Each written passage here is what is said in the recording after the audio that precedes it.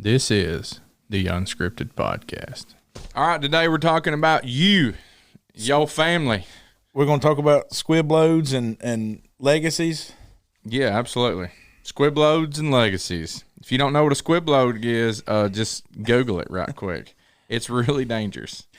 Really dangerous. Yep. Today we're talking about the family, and so that's you in some way, shape, form, or fashion. Guaranteed. Yep. And if you're here today, you were part of a family. If you're listening today, you were part of a family at some point. That's right. So how was your weekend? Man, you know some guys in the church, Wesley Skelton and his wife Denise and Joe and Aaron Wales started this. They went to this camp out in Oklahoma or somewhere a few years ago, and they thought, man, we got to do this here.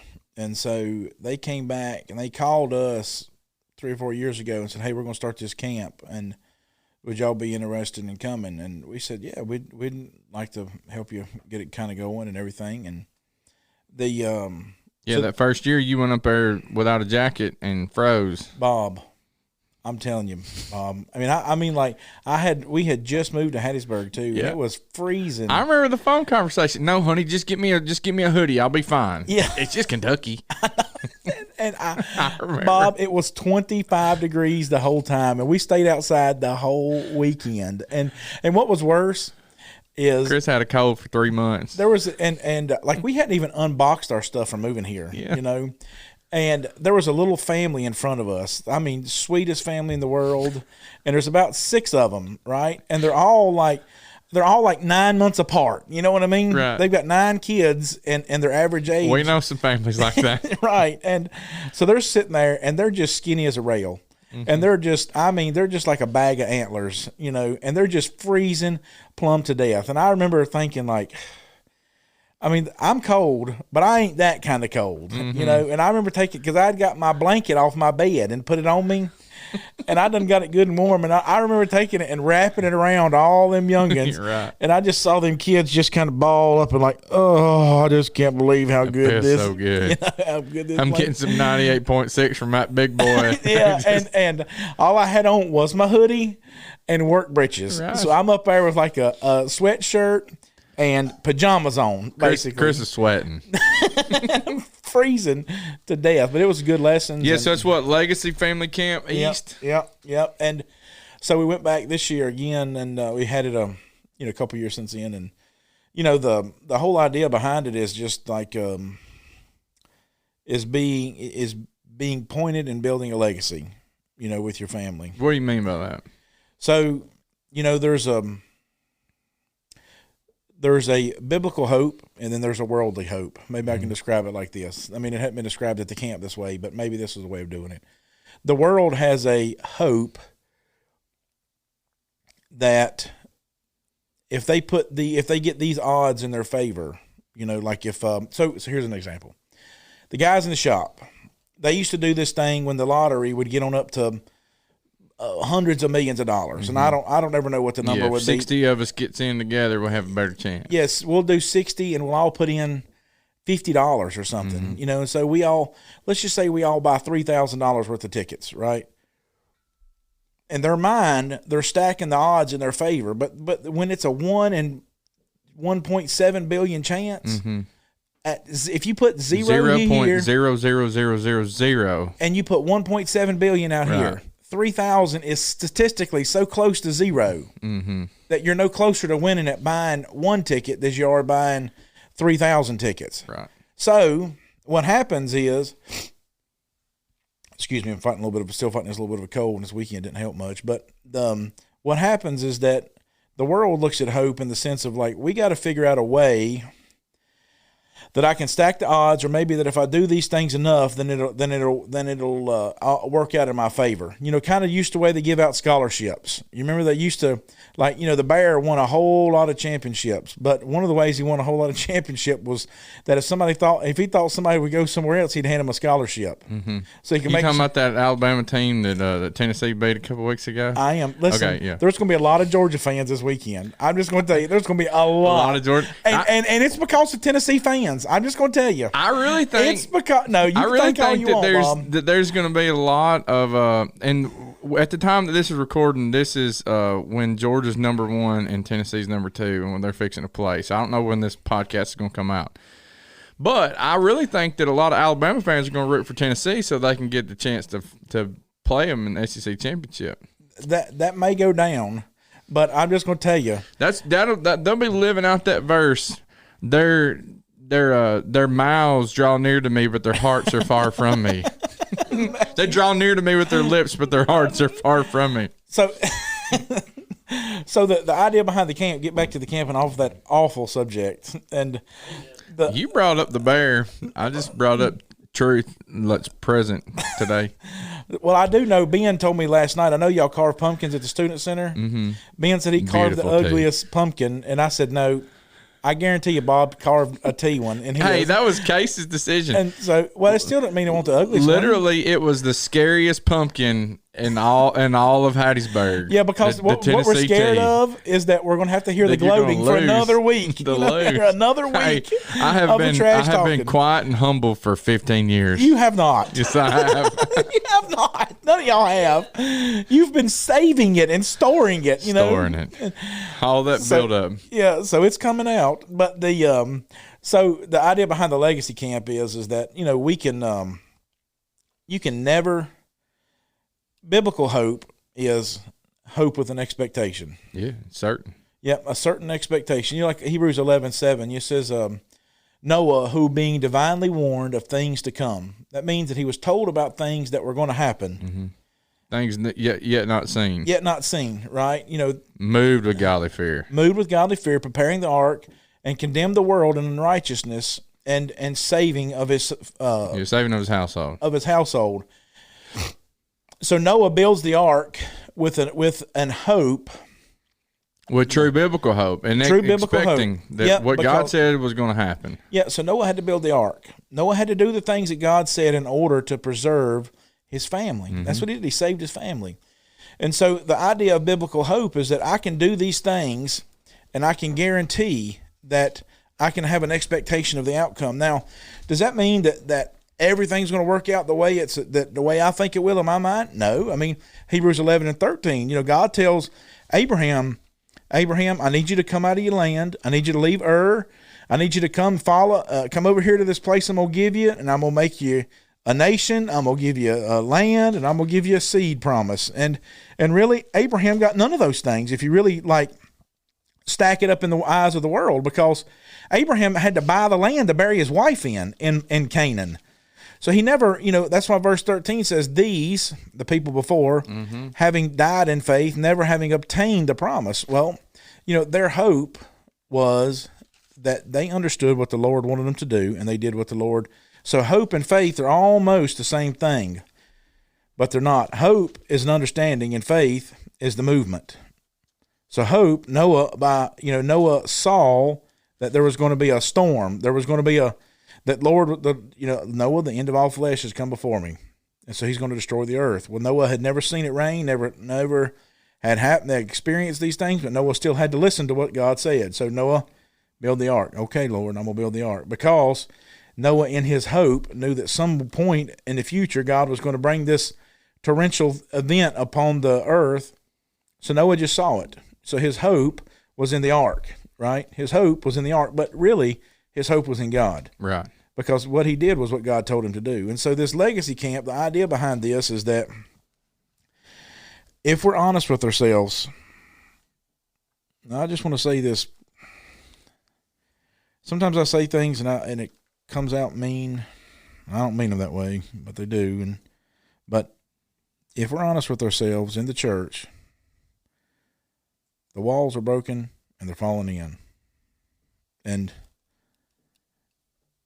when we've gotten to the point that we consider the church growing and we're baptizing our kids, and we're putting that as a mark of faithfulness. We record the baptisms we've had that year, and 13 of them have been our kids, and 2 of them are people in the world. Well, out of those 13 kids, statistically, only about 3 are going to stay faithful. The walls are broken and they're falling in. So Somebody's got to be Nehemiah. Yeah, and I dude, that's where I just turned to Nehemiah 4. When they're trying to build the walls and they get them half built and they're rebuilding this thing, and it says, so it was when the Jews who dwelt near them that they told us 10 times, from whatever place you turn, they'll be upon us. And the challenge that was there. And so Nehemiah, he said, I looked and arose and I said to the nobles and to the leaders and the rest of the people, do not be afraid of them. Remember the Lord, great and awesome, and fight for your brethren, your sons, your daughters, your wives, and your houses. And he says, you got to fight for them. Yeah. And that's a, so there's a huge breakdown in the American family. And I did print off some statistics that I think are relevant. And so why are you going to give the statistics for? Well, one is to show so many times people in society, they think, well, it's just evil, or they think what's evil? Whenever they see something like what I want to show I believe that there's a breakdown in America, and of course that problem is sin. But one of the biggest things is most of our biggest challenges in America are because of broken homes. And so these statistics I'm going to tell you are things that come about that we see in society as horrible things or challenging things, and really the root of it is because our houses aren't in line, our families aren't lined up with the way that God would have them be lined up with. Is that you got single mothers, or you got daddies who aren't present in their children's lives. And so all that this is the outcome of it. This is the fruit of it. And so a broken home gives us 53% of the teen moms, girls that start off being a mom when they're a teenager, more than half of them come from a broken home. 63% of our youth suicides, broken homes. 71% of high school dropouts. 85% of youth who go to prison. 90% of homeless or runaway children, broken homes. There are boys without daddies. They looked at 70 different metrics. Boys without daddies present, you mean? Without daddies present, yeah, because they had DNA. Yeah, no, I'm just saying. Yeah. I'm trying to put this. Boys without fathers present. They measure far worse on more than 70 different metrics. Wow. Of course, you know this one. You're the one who brought this to my attention. Today we're measuring suicides by what? First graders. Yeah. 82% of our school shooters grew up with dysfunctional families, without parents together for at least part of their lives. Then 26 out of 27 deadliest mass shootings, period, not just the schools, but 26 out of 27 deadliest mass shooters in the U.S. came from fatherless homes. And so there's just a 95%. Yeah, there's a huge breakdown in So these statistics, really what they do is they validate. Well, they tick me off. Well, they validate what we know. Mm-hmm. You know, I mean, like what it does is it puts a statistic to something that we already know. But the problem, we're not telling our listeners anything new. We're just putting a number with it. That's right. The problem with it is that we see all these stinking components that come into play because of it. And so we got the killing, we got the teen pregnancies, which you know these statistics right here don't cover sexually transmitted diseases. They don't cover rape and all these things that come along with this stuff. Those are just hard facts. And I mean, how many more do we have to show? And so I want to list about 4 things of reasons why our homes are breaking up. So that's the outcome of what happens from a broken home. Okay. So here's why we're breaking up. Tennessee fans? Yeah, right. Yeah. So no, you know how loyal they are. I mean, we spit like orange through bad hunting dog. I mean, we went through Dooley and that dude who come from Alabama and the Butch Jones brick by brick mess. All right, we went through it all. We're loyal. Okay, go ahead. We stayed around even when Kiffin ran away in the middle of the night. Anyways, all right. There's some funny Tennessee jokes. All right, so only Matthew 19 gives us a reason for divorce, sexual immorality. Right. Only 20 to 40% of extramarital affairs are responsible for 20 to 40% of the breakdown in today. Like, we're getting divorced for whatever reason we want to. Only 20 to 40% are saying between 20 and 40% are saying that they cheated on me. Adultery. Mm-hmm. Right. Okay. Go ahead. All right. So so when they polled these people, financial issues were listed as the last straw. 41% said it was because of finances. That's why we gave up. The American Federation of Divorce Attorneys says that 50% of all divorces came from pornography. And then you have an increased infidelity rate of more than 300% if you're viewing porn. Say that again. You have a 300% more likely chance to get divorced if you're viewing porn regularly. So pornography use increases marital infidelity rate by more than 300%. All right, so 11 is the average age that the child is first exposed to pornography. 94% of our kids will see it by the age of 14. 47% of families in the U.S. report that pornography is a problem in their home. All right, so here's the reason why people who got divorced, 65% of them said this is why: communication problems. So it didn't start with infidelity. It didn't start with financial problems. So it all starts with me, but it's our communication that was really the breakdown of it. So 2/3 roughly, and then this was followed by couples' inability to resolve issues, 43%. That basically means we just couldn't get along. And so, that packaged. What do we do with this package? All right, here's another interesting study, and so this came from a book called The Case for Marriage. And so these researchers took a group of people who said they were unhappy in their marriage, but these people decided to stay for 5 years. I think I've got this book. And so when they remained in their marriage for 5 years, those people who once reported they were unhappy, 86% of them reported satisfaction in their marriage after they stayed 5 years. And so, number one, you're going to need endurance and patience, and don't throw in the towel just because you're unhappy about something right now. And so you're going to have to fight, just like Nehemiah says. Hey, everything is down, and so remember the Lord great and awesome, and fight for your brethren, your sons and your daughters, your wives and your houses. But in order for you to fight for your sons, your daughters, your wives and your houses, you got to remember the Lord first, and He's got to be put first. And that's a big challenge. And so we want to today, we've established there's a problem. Everybody knows there's a problem, but today I wanted us to for me and you to kind of look at how can we build some legacy principles. What are some ways that we can keep our children faithful? I mean, I'm up there with guys and did this marriage retreat recently, and I'm sitting there with an elder in the church, all these guys on the porch, and we're having the family talk. We're having the guy talk, big boy britches, and then there's the elder who talks about he's got a faithful child, but he said, I've got another one who's wayward. And he's talking about those challenges.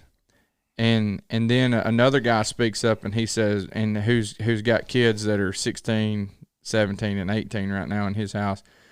And he's crying, and he said, what you say, he said, scares the mess out of me. He said, because I know how faithful your family is. And he said, I know of other people, and he named a prominent preacher in the Lord's church who's got an unfaithful child. And and he's made this public, and hopefully this has changed by now. I don't know, but Steve Higginbotham, he wrote that book, The Prodigal, something like that. When the prodigal is your son. Yeah. Mm-hmm. But one thing that he said too about that was Steve Steve did. This guy quoted Steve from his book, or just quoted Steve. Period. You're just quoting Steve because he preaches in Knoxville. Yeah, Carnes. And so he used to preach at South Green Street. So anyway, so they knew him directly, and but he said, you know, it's not a reflection on God. God made his children, and his children still rebelled. And so while we certainly use the as an elder how he manages his household and does he have faithful children, sometimes it's not a direct reflect though on the parents. That sometimes that I mean, I know there's times whenever I rebelled from my family that, I mean, that was on me. I knew what was right, and you train that child in the way it should go, and so, but he said, you know, Adam and Eve rebelled from God. That was not a reflection on God.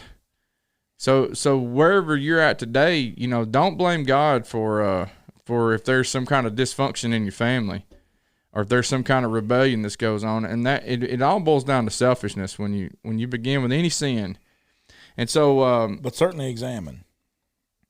What do you mean by that? Certainly examine what? So, certainly examine what's happening. Yeah, well, the way that you said that, and I know you didn't mean this, but the way you said that, it would imply that we need to clear this up. That you know, no matter what you do, your kids are liable to turn out unfaithful anyways. I'm not trying to say that. Yeah, I know, right. but we don't want to paint that picture. No, not at all. Because then people may think, well, you know, I mean, it just ain't even worth trying. You know, but you know, I think that there's some important things that we got to understand.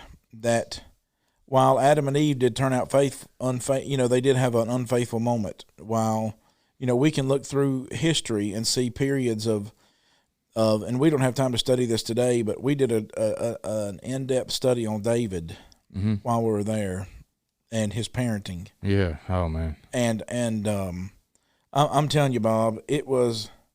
I've read these verses 10,000 times, 10,000 times about David, and it was like these verses just. I mean, they flat laid on like a ton of bricks. They'll jump out at you. And I'm telling you, when you're focused on it, and I thought about that very thing. That very thing there, that these verses end up becoming prominent only because we're focusing on a subject, right? And then I thought, you know, water finds its own level always. Always. So whatever I focus on is going to become important to me and my family. So I was thinking about this thing here.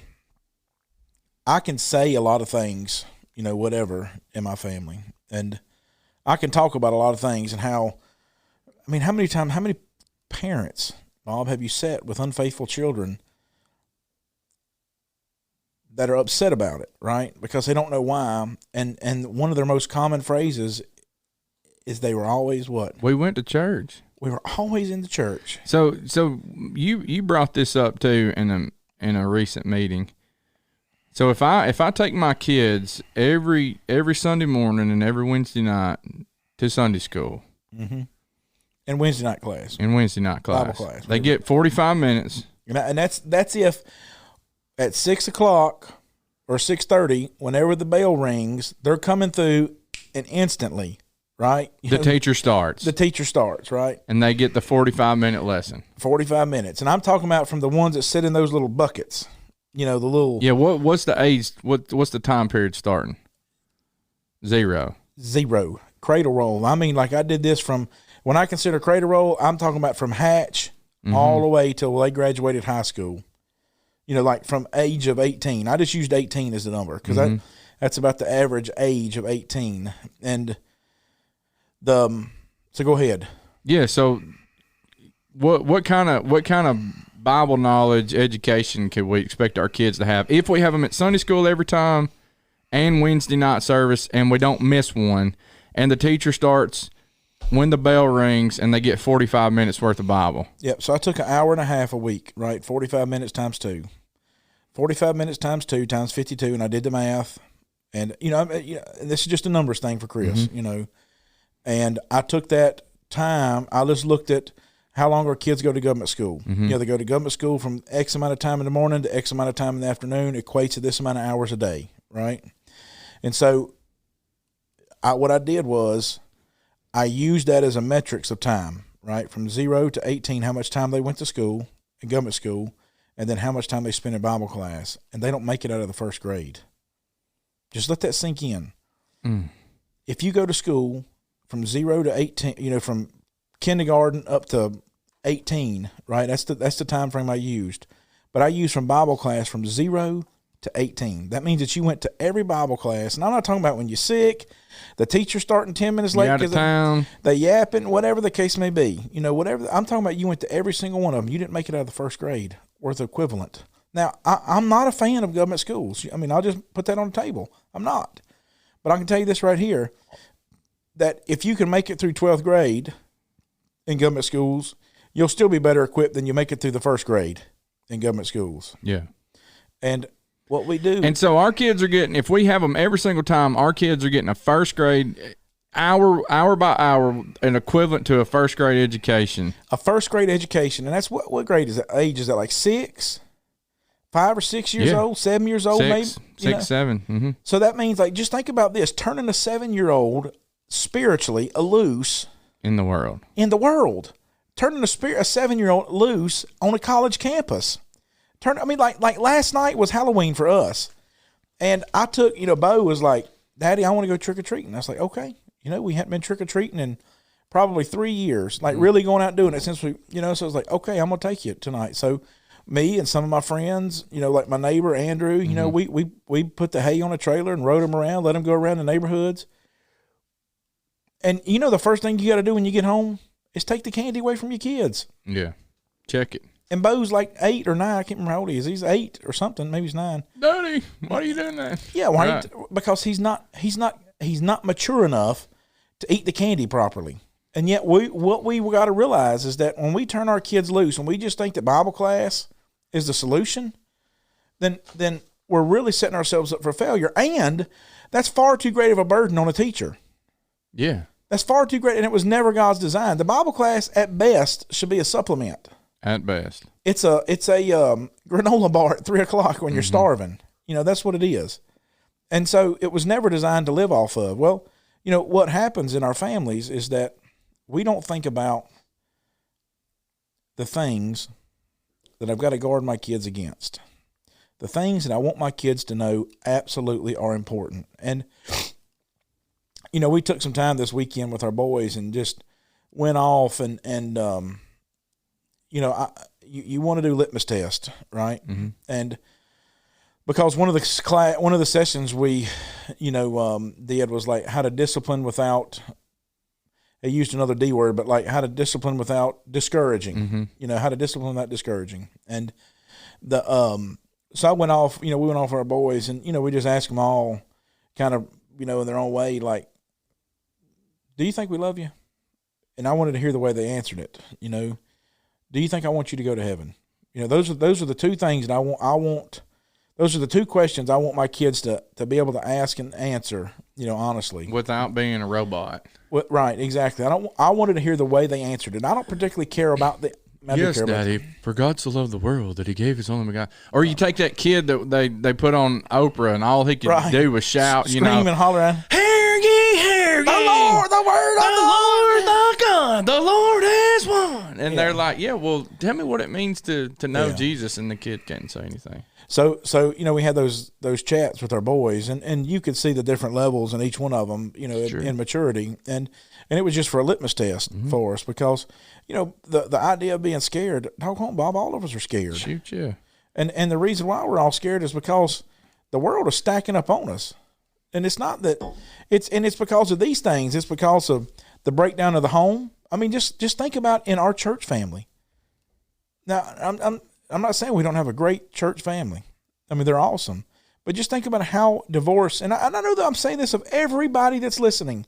I'm not just saying this about us at KW, but think about how much divorce and the breakdown of the home, the leadership. I mean, think about how it's affected every dynamic in every home in some kind of way. If Satan can't get us on doctrine, he'll because we need men to serve as shepherds in the church. And doggone it, it's a struggle right now to try to find.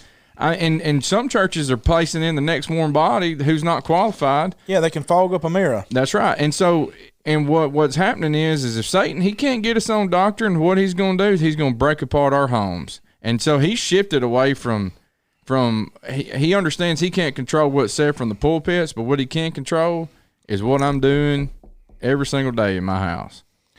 Jeremiah writes it like this, and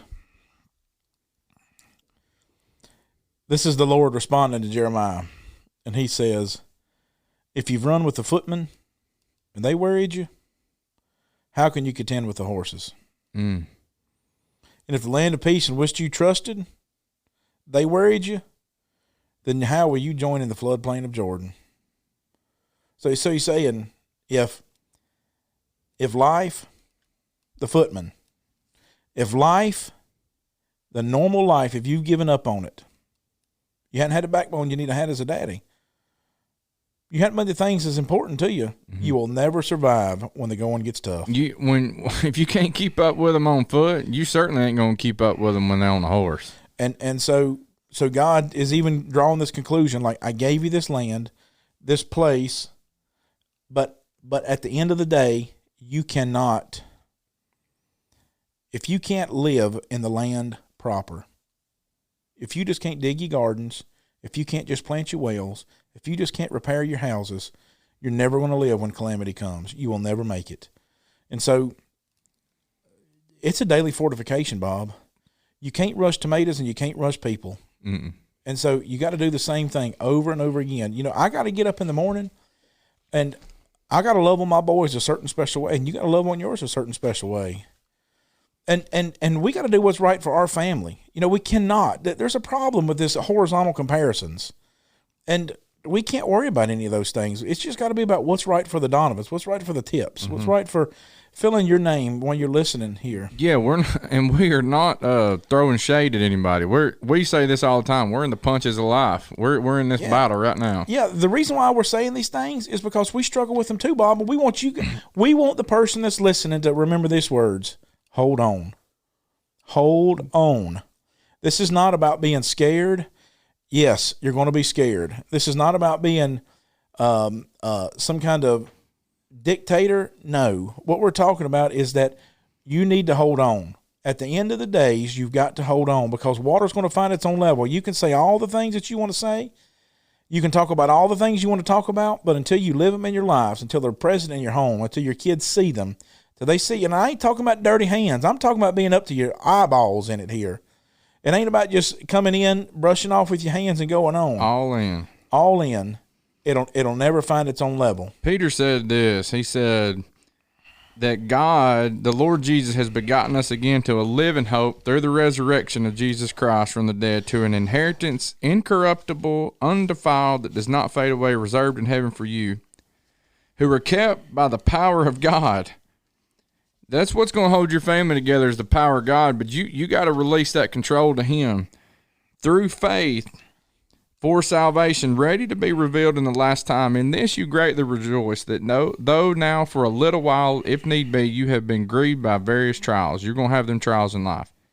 That the genuineness of your faith, being much more precious than gold that perishes, though it is tested by fire, may be found to praise, honor, and glory at the revelation of Jesus Christ, whom having not seen you love, though now you do not see him, yet believe and you rejoice with joy inexpressible and full of glory. Hope, hope, hope. Yeah, and my faith, and receiving the end of your faith, the salvation of your souls. And so your faith, it's more precious than gold, he says.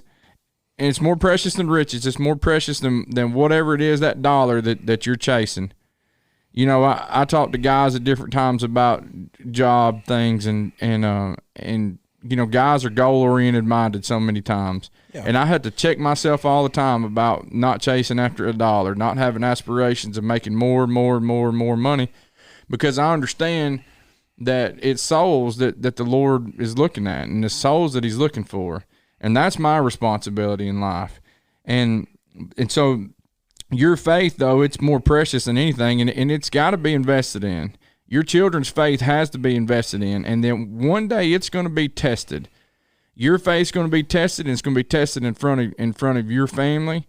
And one day your family's faith's going to be tested, and you're going to be watching on. And he says it's going to be tested by fire. And the idea is that in the end, when the Lord comes back, that it's got to be found to praise, honor, and glory. And I remember hearing you praying a prayer one time, and man, it just echoes in my mind all the time. And I just want to tell it. I shared this with somebody the other day, and the words of your prayer, you may or may not remember it, but you said, "Lord, just help my faith to outlive me by one day." And we just want to hold on. And so that's the idea that we have to have, is that, man, my faith's got to be invested in, and we've got to keep going because the test is coming. And so many times we procrastinate, and I procrastinate. And so let's talk about what we need to do then. So number one, Colossians 3 and verse 7, let's see here, verse 21. It says, fathers. I think we're down to like number 4 by now. But yeah, it's on the daddies. Yeah, number next then. How about that? Yeah. Yeah. Fathers, do not provoke your children, lest they become discouraged. There's the wrath. Yeah, I mean, it Ephesians 6 says that. Fathers, provoke not your children to wrath. Mm-hmm. But Colossians 3 says, fathers, do not provoke your children, lest they become discouraged. In other words, that means don't drive them in a direction. That's what they're talking about. In Hebrews 10:25, let us love and provoke one another. Mm-hmm. I mean, let us unto love and good works, right? Is it Ephesians that says, but bring them up in the nurture and admonition? Yeah. Yep. And so, but the idea of provoking is the direction we're driving in. The assembly was to help drive us in a direction, right? Mm-hmm. The provoke, it's a reinforcement. Yep. And so, like, I was thinking about this. This is something we were looking at this weekend. Like, look at 2 Samuel 13 with me. This is a pretty powerful thing. So here's one thing that we've got to remember. Number one, I say that like I'm preaching. The one thing we've got to remember is that sin can never be tolerated in our homes. It can never be tolerated in our homes. Amen. So in 2 Samuel 13, this is the Amnon and Tamar scenario. You remember this? So somewhat, yeah. So Absalom has a sister named Tamar. Absalom and Tamar are full brother and sister, right? Amnon is half brother to Tamar and Absalom, right? And Amnon, he wants to lie with her, right? He wants to lie with her, yeah. Right? So they concoct this little scheme how he can get with his sister. Yeah. He gets with her and he hates her afterwards, right? And so then Absalom finds out about it. Absalom, is going to kill. He waits. He kind of lies in wait. And dysfunctional family here, by the way. King David, King David's boys, and he was a better man than me. But look.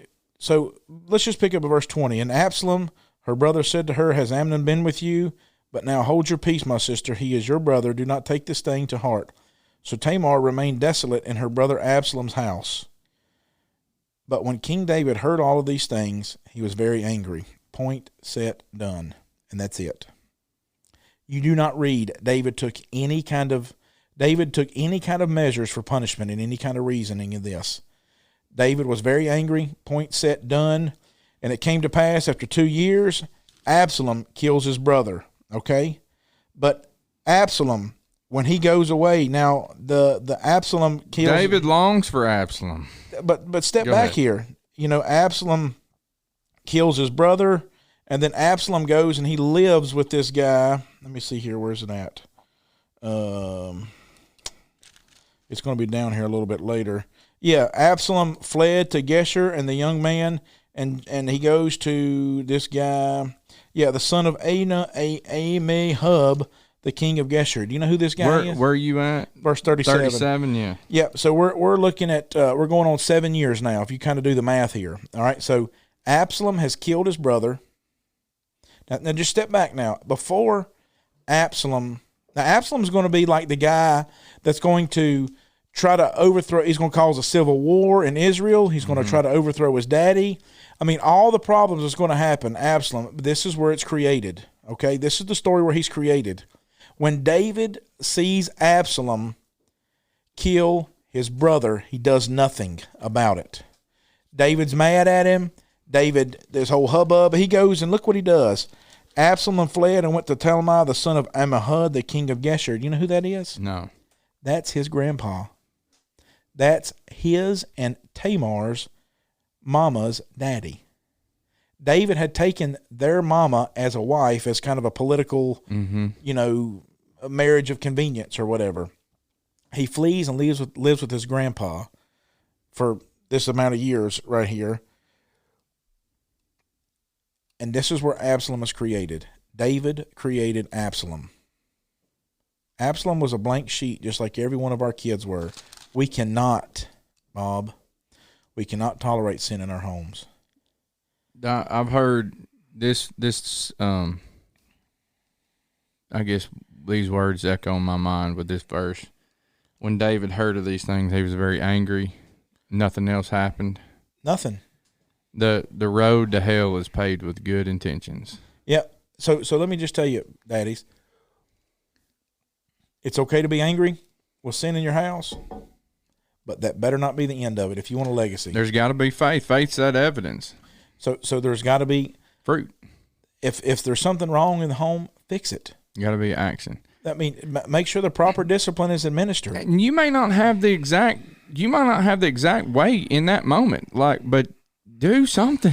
Yeah, and it's not about, and like you're going to mess it up sometime. And I know the world tells us things like, don't spank your kids. Don't I'm just going to tell you, you cannot reason with a 3-year-old with love. Like that makes me feel bad. They don't care. Email me if you need verses on discipline for the home. Hit us on Messenger. We got the thing that flashes up here now. Hit us up, Ben. You put that up right quick. If you got a question, reach out to us. I don't know if you got the exact details or whatever, but my email, roberttips@gmail.com. You can hit us up at our church website, any of those things. But he who spares the rod hates his son. That the words in the direct words in the Bible are not he who spares the rod spoils a child. That's not direct words in the Bible. It says he who spares the rod hates his son. Yep.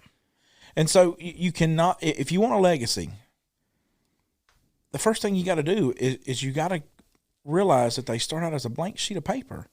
And whatever gets written on it while they're in your home is in your control by and large. Now, I'm not saying that you put them in a box and let them out when they're 20, because that's not it.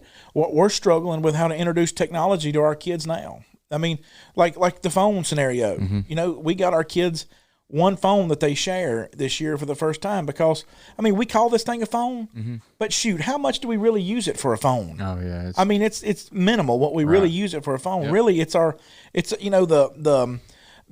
we learned a lesson this year. We thought that maybe it was time to let Aiden, as he's getting into some more advanced math, and I don't know how you guys do it, to use the calculator. But we learned that he's regressing doing that. He's not the recollection of his multiplication tables and things that he should know, like formulas and things like that are not the recall is not as quick. And so we've had to step back, mm-hmm. right? And I remember Jessica and I were talking about that, like, well, we got to step backwards now. And I said, you remember when the teacher said, you're not always going to have a calculator in your pocket growing up? You're like, well, you're wrong, right? We all have one. So we're struggling with technology. We're struggling, and so we had to get our kids a phone. When they go off with y'all y'all were taking them to the beach this weekend, mm-hmm. or mm-hmm. when y'all went up to whatever you're going to do, disaster relief or something like that, and they're off with you. Well, those are times when we'd like to be in touch with them. Mm-hmm. So we got them a phone, but it doesn't have any internet or any kind of way that you can get online with it. Yeah, and I'm put on here with our. I just redid our cell phone policy for our youth and. You mean your kids? No, for the youth of the church. Oh, okay. And sent that out. I sent the email out this morning. Your wife she's already filled y'all's out. So, but you can go in there and read it too. You know it's always Jessica, don't you? Yeah, that's right. Oh, she's on it, man. She's good. Always Jessica. But you go in there and read it too, and it's just, and that's I set, and for the permission form for this trip, it says your kid's phone will not be with you in their room. All the phones are going to be out on a table in a public area. They will not have access to their phone late at night. They're going to be in a common area. This is not a place for them to game and all these things. And there's all these challenges that we have with these phones, and that aren't phones. And so one thing, if you're looking for resources, this is something that I do with my kids, and it's not bulletproof. I have Road to Hell's paved with good intentions. I had intentions to send out an email yesterday to the church about some things, and this is one of them. I looked for it. I didn't see it. Yeah, I thought maybe I didn't send it, and I got to working on. Man, I'm telling you, like Beth got me on these Google Docs, and I started making forms yesterday for the youth just to make it easier for our parents and easier for me. Beth's such an awesome person. She's so awesome. Did I tell you what she did about the Halloween? I did all this research. Well, that's what she said. She said, I did this. I said, how many did you get? She's like 20. And she tells me how many responses that we got through the trunk or treat. Everybody, except for one person on there, said, I'd like to know more about the church. That's awesome. And so we had somebody step in and say, I want to make sure everybody, because what we were going to do with our trunk or treat this year, kind of for those listening, is that might not want to say all that. We're using technology. Yeah. For our advantage. And so we used everybody's phone, for the glory of the Lord. That's so everybody right. that came through, hey, just scan our QR code. We'd like to get to know you. Exactly. And push information to you. And Beth, she created that Google Doc. She extrapolated the data or exported it, whatever, into a Excel file. Yep. And Beth and I created a list of ladies, Yep. So they called I gave each lady 2 people on that list, and they're going through calling those folks and inviting them to our Sunday night meal, and you saw the one absolutely that I sent that good feedback. Yeah, I mean, so Beth got me started on that, so I didn't even send out this email, but back to the thing for your social media, your phone's your kid's device. One, you can get on your kids on their iPhone right now and go to screen time. And there's part of screen time down in those settings where you can put to where your child cannot search explicit material. You can type in pornography, you can type in body parts, you can type in different things, and it will not allow them to search it unless they have a passcode. Passcodes can be broken. They can be revealed. So make your passcodes. So anyways, that's one way that you can protect your kids, even your teens. Don't give them the 4-digit passcode for any reason. And you've said this too. I know that you've talked about this is that talking about parenting and don't tell your kids no because it's just an inconvenience for you in that moment. Right. And that's the same way when it comes to discipline, and discipline is not just spankings. Discipline is I need to have these structured things in my life. Well, part of discipline is not taking their phone away from them, but helping them not have the temptation to begin with. The second thing is that you can help is this will cost you $100 a year, and it's a thing called Bark. And B-A-R-K. And so what happens is if there's something that's bad that happened, it's going to bark to daddy, and it's going to tell dad if Aiden's on the phone. So Aiden can't get online, but somebody could text Aiden something explicit. Well, if Carson texts Aiden something bad on his phone, and as long as the phone is monitoring, and I don't know all the details with this, I'm still learning with it, but it barks to me if there was something that came up on Carson's thing. He was on a group message, and another dad was on there, and all that was mentioned was just something about it ended up being nothing, but it was something that Bark thought might have been violent nature or whatever. Right. And so it just notified me. And like, I'm gonna kick your tail. And it screenshot it and sends it to me. And that was on a text message. Mm-hmm. We're not keeping track of people's text messages today. Right. So any account that he has, of course, a kid can make a fake account. Sure. But if he's got a social media account, which he does not, the only social media he has is YouTube. But if he's got YouTube, or if your kid has Facebook or whatever, it'll Bark. You link those in. You can even ask your kid, we want your help with this. And all it is just a thing. It's not a regulation. All it is it's a way that we can use this. He's reaching an age now to where, when we have our kids, we want to prepare them for leaving and talk to them about these choices that they're making. And why? Because right, legacy. Exactly. And it just generates conversation. And so let's be sure that we understand what we're talking about here. We're not talking about, let's go back to kind of not spying on my kid. Not spying on my kid. We're doing these things because what we're trying to do is help them to become the person they need to be as early as they can, so that they can fight against the people that the world's going to try to make them be when they're on their own. We want our kids to soar when they leave the nest, but we're not challenging them. Of course, we all want to say my kids are faithful, right? Yeah. That's a blessing, right? But that'll pale in comparison to eternity when they're with us in heaven. If you're showing up at the garage and calling yourself a car, you're not a car. Right. If your kids are showing up at the building and you're saying that they're a motorcycle, that they're a Christian, they're not. The fruit's going to come out of that. You put a dog in a duck parade, but it's still a dog. Still going to be chasing them ducks. Right. And so I heard this message, and I've probably said this on this podcast or whatever before, but when talking about the golden eagle. We're here we've got them here at USM, and that mama eagle, they build their nest way high up in the mountains on these cliff tops, and you can Google golden eagle. They'll take deer off of these cliff tops and kill them or whatever. Anyways, This thing must be huge. Well, all they have to do is if you get a 20-pound bird flying at 40 miles an hour, and he grabs a deer or this goat who's standing on the mountain, all he has to do is grab him for a second, get him off balance. The deer falls to his death, and the eagle goes down and does what it's supposed to do. That wasn't the whole illustration, but anyways, if you're into looking at crazy things, you can go look that up too. But it may end up on bark. But when they have these eaglets, or whatever they're called, That sounds right. one day the mama comes into the nest, and she rips out everything that makes them feel soft, that makes them feel good. You mean in the nest? In the nest. She takes the rabbit fur out. She takes her feathers out. She takes all this stuff out that she's put in there to make them feel good and warm, and makes it to where if they're going to lay down, it's going to poke them, and it's going to hurt them to where they have to perch, because she knows one day they're going to need to use them talons. Right. Well, one day she singles one of them out and kicks them out of the nest, and this thing's falling, flapping its wings, and the mom and dad work together. And the daddy, before this thing falls to his death, swoops down and grabs a little eaglet up and brings him back and puts him in the nest. And you think, man, these animals are crazy.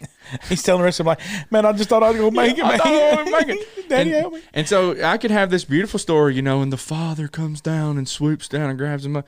But you think about in real life, what that is we have to put things in our children's lives that when we have to put challenges in, and each time, each one of those falls, they're flapping their wings while they're getting stronger so that one day they'll be able to soar on their own. Well, I can't decide when my kid's 18 that he's going to be able to soar. People talk about homeschool kids and not getting interaction with people. That's baloney. Oh, that's a garbage. And so let them hang around our kids. Yeah, when Coleman, if he wanted to get some pallets the other day from a place that he saw, so he can build a fort with them. And as expensive as wood is, it's like, yes, sir, we're going to do that. Absolutely. And so he's like, Dad, can you call him? Nope, you're going to call him. Right. And so he has to call this establishment to get to and so that's interaction. Well, when we have stuff for our kids, we've showed them a few times. We'll take food across the road to a neighbor or whatever. I'm not sending my kid cold turkey to somebody I don't know in that circumstance. But later on, it's like, you need to run this over to these old people. You need to run this over to these, and I don't mean that in a bad way. Like, you're going to go and you're going to interact with them. You're going to knock on the door. You're going to talk to them. But we have to put them in situations, period, to where there's going to be adversity and challenges. That's biblical, Bob. Listen to the way I was studying with a guy yesterday about this very thing. And listen to the way James lays this out. James 1. James 1, okay? Now listen to this. Knowing. That means it's an absolute, right? Know this. Like, hey, just want you to know this is going to happen. Knowing this, that the testing of your faith produces patience. So let's think about the diagram flow, the workflow here, right? Mm-hmm. Know this. The testing of your faith produces patience. It's always healthy to ask the questions, to turn over the rocks. It's never healthy to sow wild oats. That's not what he's talking about there. He's not talking about like, just try, the Amish do this thing where they send their kids out amongst what they call the English and then see if they come back home. See if they come back. Well, that's not what we're talking about here. What God is talking about is putting your kids in situations, putting yourself in situations, people being in situations, knowing this. The testing of your faith produces patience. So you got to test your faith. So you got to have this thing instilled in us first, this understanding of what substance and evidence. I got these things in my life that I know are absolute. I know that the Bible records these things. If I do these things, I can expect these outcomes. Knowing this, the testing of your faith, the things you understand, the things that you put in practice in your life, produces patience. So first of all, you got to have faith. Then that produces patience. The test will produce something if you allow it. That's right. And then secondly, look what he says, but let patience have its perfect work. It's got to work. It's got to take time, right? So patience, and it says, then you may be complete, perfect, lacking nothing. So just think about this. As a parent, we've got to be patient. There's not an adult in your 12-year-old's body. It's not, even though we want it to be. Mm-hmm. They're going to do stupid things. Patience is about the outcome and not the middle come. Patience is about the outcome. Yeah, the testing of your faith, when the Lord appears, that you may be found to praise, honor, and glory at the revelation of Jesus. That's the end. That's right. So that's what you're seeing is patience really means, we think about patience as the waiting. That's not what patience is. It's the enduring. It's the seeing the end because of the endurance. Mm-hmm. So patience is the outcome and not the middle come. I have to tell myself this all the time. Yeah. You've got these details in the middle that you need to do to get this outcome. These middle things are what consume me. These middle things are what drive me crazy. I'm just and I'm not making excuses for my actions, but I'm just an A, B, C, D, E. That's just the way that my mind works. That's the way college football works, and they're talking about. Can we quit this? If you're expecting, well, it's just the truth. If you're expecting results on game day, you've had to put those things in.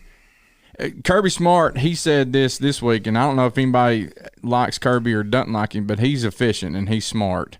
No pun intended. Where's he at? He's at Georgia. Okay. Yeah.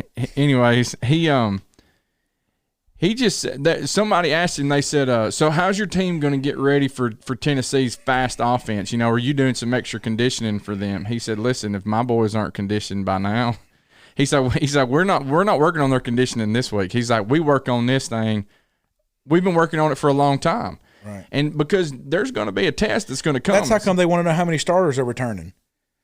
That's why everybody wants to know how many's going pro, how many's going to return. Yeah. Right? How many people have put in the time that now can produce out of it what we expect? Well, we've got to do that with our kids. We've got to help them understand, listen, the home is the best place to make a mistake.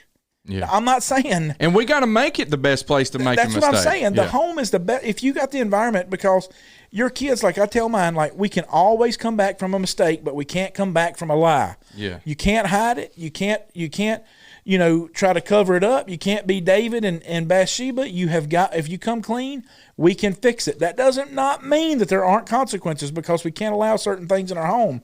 But know this, that the trying of your faith produces patience. Yeah, me as a daddy, I've got to produce that safe place. Look at verse 19 of James 1. I'm so glad you brought this up. So then, my beloved brethren, let every man be swift to hear, slow to speak, slow to wrath. For the wrath of man does not produce the righteousness of God. And so if I'm going to produce, I've got to be able to listen to my children, listen to their mistake, be slow to wrath about it, and use those things as teaching moments. But it starts with me and my wife as well.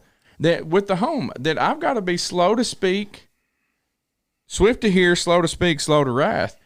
And that's something that, man, 2 ears, 1 mouth. Every single one of us have we got to be masters of our tongue. So I'm glad you brought this up. If yesterday or Sunday, we did 10 vampire proofs for your marriage, and it was all from the book of James 1. And so there's 10 vampire proofs for our marriage from James 1. You can go on Kensington Woods and you can listen to that sermon if you want to. And those are principles that are brought out that I gotta be a master of my tongue. We've got to master this thing. And you don't master a craft by not working on it. Yeah, but just think it's not going to miraculously happen. But think about the difference. Like it was an interesting thing for me to watch you weld, those things that you made the other day. Chris was he's so good at welding that he's over there studying for his Bible lesson, and then he knows how my weld's going to be based on the sound of it. Well, I've just done it for so long, but you exactly. got to realize, like, I've studied for many Bible lessons with welding noise in the background. And in my lifetime. Chris was so he really just wanted to say that I need to work on my Bible lesson. Really, what it was he didn't want he had to let me and my immaturity of welding, he had to step away from it. Is really what I was like, I know what Chris is doing right now. He knows that if he stands right here, he'll want to take it and just do it. But I also understood, you know, and I do that as a daddy. Mm-hmm. You know, like I have to make myself, I have to walk away because I want it to be. There's a perfectionist in Chris, mm-hmm. right? And so like the you know, I just had to walk away, and like the best, and I watched it. You just got better as you went along. Mm-hmm. You improved your process. You improved the way you held it. You improved everything about it. But the only way you did it, Bob, by learning, was just doing it. You know, just burning your hand and doing stuff stupid. And by the end, you were knocking them out. And I knew that would happen. And I knew that I'd given you all the things that you needed. But the rest of it, it's like, Bob, let me give you a manual on how to ride a bicycle. Let me just give you this manual on how to ride this bicycle. Like if you ever wanted to know if your kids are ready to ride the bike, let me give you a perfect example. We were sitting out on the porch one day, and Bo said, I'm going to take my training wheels off. He said, I want to take my training wheels off. I said, okay. I'm not kidding you. He went to the shop, got the wrench, took his own training wheels off, and took off riding. And I told Jessica, it's like, well, if you ever wanted to know if they're ready to ride about training wheels, when they say I'm going to take them off myself, they're ready to go. Now, he's not like 18. He's 14. He's 14 now. No, I'm just kidding. I think he was like 6 or 7. Right. And you realize that, good job, Bo. Yeah, you're like, good job. You know, it's kind of a proud, you know, to him, it was just like, I just need to do this thing. You know, to you, you're like, good job. You know, and like, you know, you with your welding thing, we've done this many a times together now. Well, you know, I knew that this was a great time for you to get practice because you were in kind of a janky setup, you know, where you only had to weld a inch or half inch. Yeah, a half-inch long spot. And so that's not a good training ground, but it's a good one to get blisters on. It's a good one to learn, like, okay, these are the things I got to do. And so you did a great job, but you know, you did it because you did it. So it's going to be the same thing with our kids. We got to let them understand what life is going to have for them. Listen, I'm not scared of the world's talk on evolution to my kids. I'm not. Mm-hmm. The reason why so many kids get carried, the reason why so many parents get scared about these things is because they haven't had the talks with their kids about them and shown them the truth about them. Well, and those parents they're not trained in it. And so I had a trainer sitting over there who was experienced, sitting in a chair that if I needed you, I could go, hey, what should I do in this situation? Because sometimes the welding wire comes out of the tip, and well, I didn't know what I needed to do in that moment. And I said, what do I do on this thing? You're like, well, grab them welding pliers over there and grab them out, took the tip off, pulled it out, cut it. This is the length that you need it. Put it back on. You went and sat back in your chair.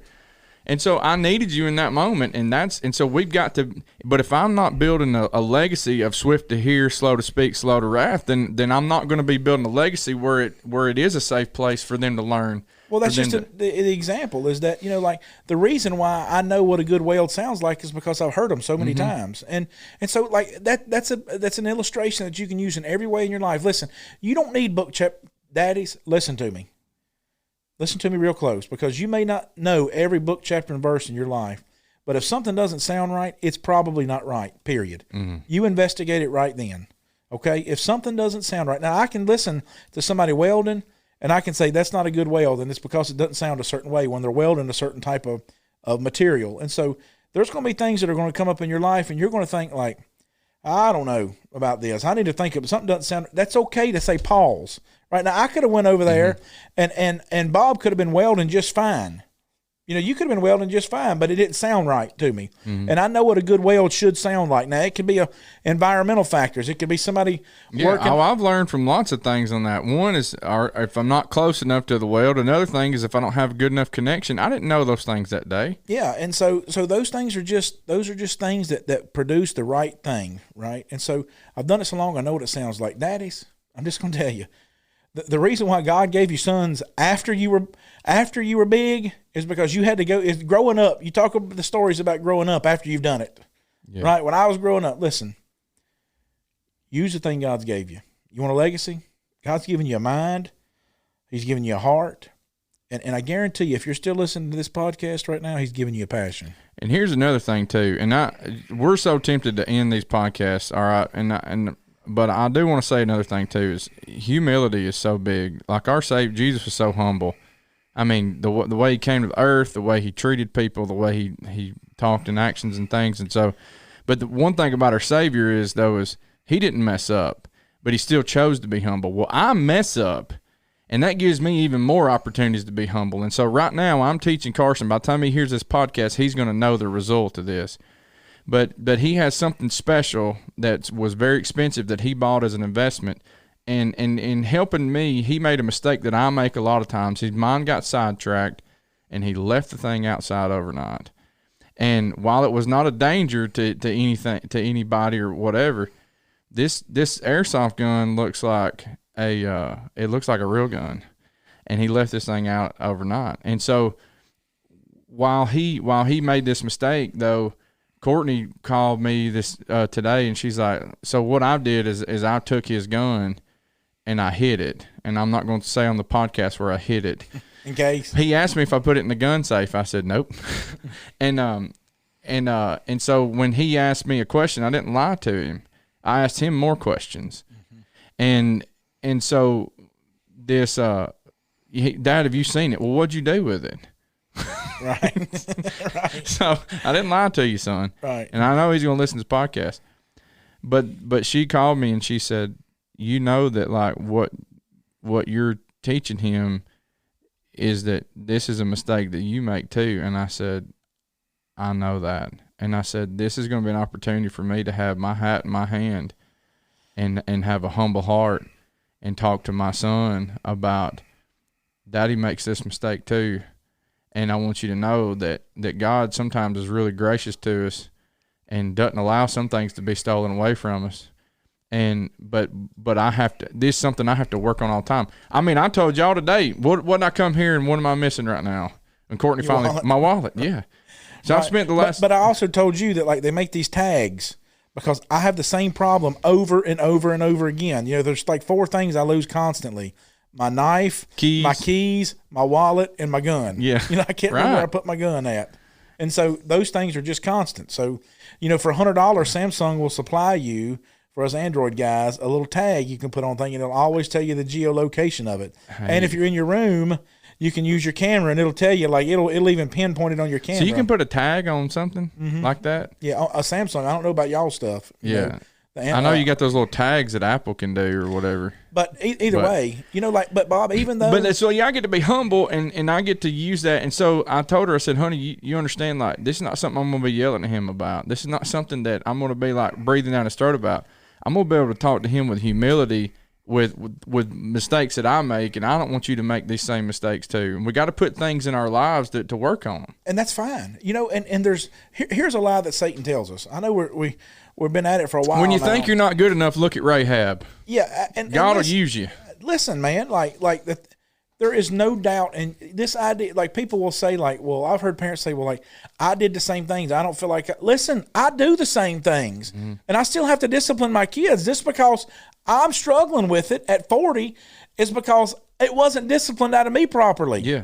So the right solution is then to let my kids go through these same foolish, you know, like fumbling along at 40 years. No, I don't want them to do that. So it's not I'm being hypocritical. Mm-hmm. That's not what I'm doing. I'm saving you the headache at 40 of having to do this with your kids. I told my kids Saturday morning, y'all got to get in here. You got to clean this room up. And guess what? I shut my door and started cleaning my room too. Yeah, I mean, it's just at the end of the day, that's just what it boils down to. It's not that you're not being hypocritical. If you're hypocritical and you say go clean up your room, and then you just lay on the bed in your underwear and play, you know. Eat Cheetos and play Xbox till 4 in the afternoon. Yeah, I mean, that's completely hypocritical. But that's not what you're saying. You know, you're saying like just because, listen, you know, we're going to go evangelize. Okay, I need to get better at that. Like, I feel like I just need to keep doing it and keep growing in it. I'm going to, boys, you need to study your Bible more.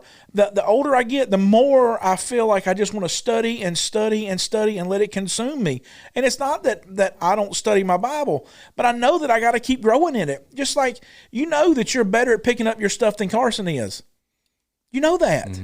But that doesn't mean that you're perfect in it. But what that means is you're trying to perfect it in Carson. Yeah, it's got to get to the point that he has the drive to do it himself and doesn't have to be told to do it. Yeah, and so none of these things are wrong. I mean, what you're talking about is imperfect people. God called elders, to be these people that could rule the shepherd of the church. These are imperfect people. Peter denied Jesus, and John, they all scattered. They all walked away. One run away naked.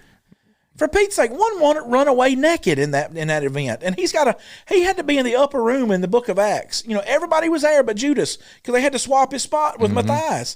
So the dude that ran away naked, I don't know who that was, but one of them ran away naked, and he's got to stand there and look the rest of them in the eye and think, you know what? I'm always going to be the one. I'll know it, and he'll remember it more than they will. Transformation doesn't happen overnight. You gotta work at it, and Peter was not, and he was not ready to be an elder the day that Jesus restored him. That's right. And but Jesus knew the potential, and he saw it in him and said, "Feed my sheep, Peter. Take care of my church." And so sometimes I think on this podcast, and we may have did this today too. And if you're still listening to this point, there is no place that's better to have your children than in the church and active in the church and constantly in the church.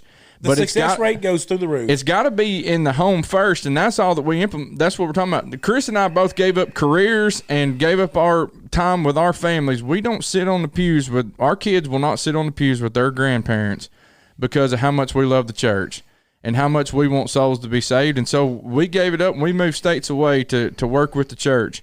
And we love the people at KW and how much they're influencing our children's lives. And I'm telling you what, I mean, there's this is not no way, shape, form, or fashion bragging about ourselves, but I want to brag on the church that I know personally that me and you've had offers to go other places to preach, but the influence of our people at this place, man, it is the number one driving factor for me and choosing not to go somewhere else. Yeah, the grass may be greener somewhere else, but I know I got good grass here. And yeah, when you look at Ecclesiastes and Solomon talking about you got two birds in the one bird in the hand's better than two in the bush. Yeah, and there's so much wisdom in that. So use what you have, use what's right in front of you, and no way, shape, form, or fashion are we degrading the church. But the home's got to be primary, and the church has got to be secondary for us. And it will be. Yeah. If you make the home a primary, the church will be a secondary. Well, and period, it's going to be that way. That's what I'm saying. The byproduct of that is going to be that's going to have a strong church. Period. Yeah. Or you're going to have a weak church. If the home is not primary in the Bible, it's going to be primary in something. Either it's going to be in God or it's going to be in whatever. Right. I'm passionate about Tennessee football, but my kids understand. They know what comes first. That's right. And so my passion, and that's the other thing, is my passion for my sports.